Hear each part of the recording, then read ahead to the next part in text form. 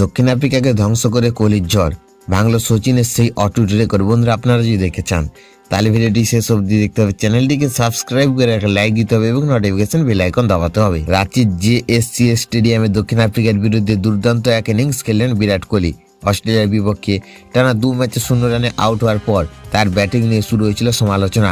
অনেকেই বলেছিলেন কোহলি কি আর ফর্মে ফিরতে পারবে, আর সেই প্রশ্নের জবাব তিনি দিলেন ব্যাটের জোরে। রাঁচিতে 120 বলে জোড়া 135 রান করে তিনি চুপ করিয়ে দিলেন সব সমালোচককে। 52তম সেঞ্চুরি পূরণ করার পর বিরাটের ব্যাটে আরও আতঙ্কজনক হয়ে ওঠে।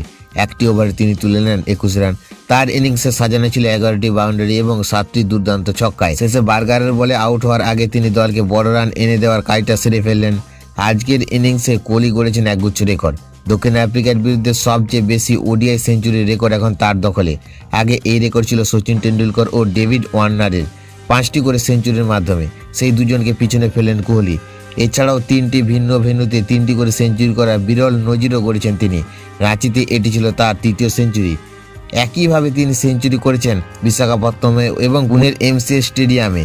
সবচেয়ে বড় রেকর্ড, একদিনের ক্রিকেটে 52তম সেঞ্চুরি করে কোনো ফরম্যাটে সর্বোচ্চ 100 রানের মালিক হলেন কোহলি।